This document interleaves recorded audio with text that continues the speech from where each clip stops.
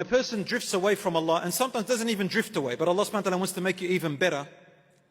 He calls you through 4 stages. The first stage that Allah goes through is He shows you and clarifies to you the guidance by exposing you to opportunities to listen or to read or send someone to you to remind you, such as the khutbah on a Friday. I've heard young people tell me, you know what, subhanAllah, today I was thinking about this. I opened up my phone and on YouTube, what's the first thing that came up? This. SubhanAllah, wallahi, this is a sign. Yes, it is a sign. It is a sign.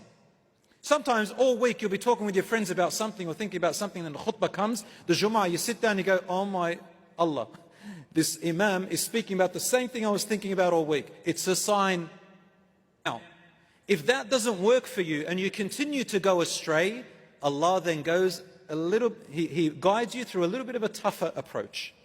The second stage, He will nurture you through disciplining you. So Allah gives you a problem, a learning curve, a wake-up call. Somebody might get sick in your family.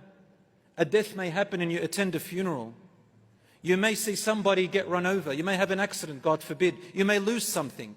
You may be tested a lot or a little bit, depending on how severe you need that guidance.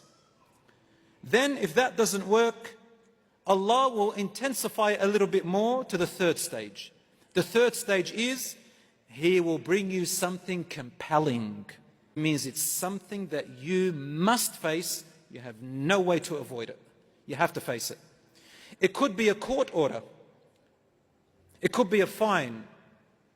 It could be someone that's facing you and you have to deal with that. You can't run away from it. It could be anything like that. It could be a sickness, God forbid. Anything like that is compelling. A suffering and a minor punishment. Allah says, وَلَنُذِيقَنَّهُم مِّنَ الْعَذَابِ الْأَدْنَى دُونَ الْعَذَابِ الْأَكْبَرِ لَعَلَّهُمْ يَرْجِعُونَ.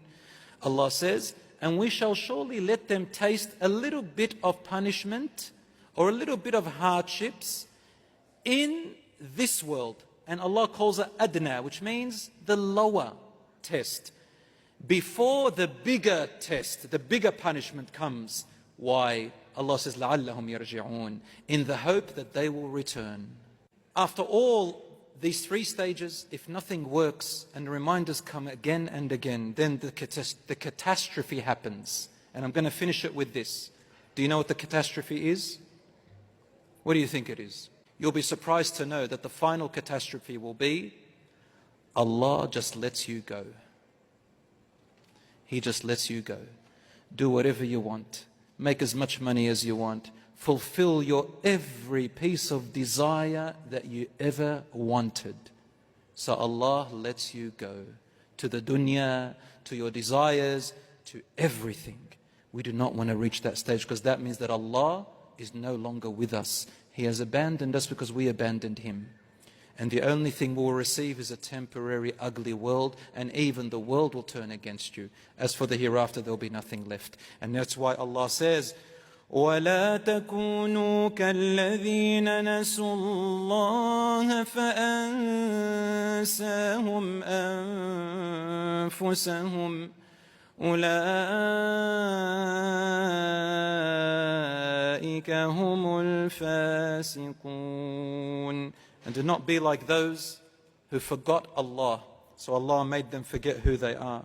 These are truly the ones who are corrupt. But rather, we want to be among those whom Allah subhanahu wa ta'ala loves, and we love Him. And insha'Allah, we get the best of both worlds here and in the hereafter, insha'Allah. Say Ameen. Jazakumullahu khair. Wa sallallahu ala nabina Muhammad. Wassalamu alaikum wa rahmatullah.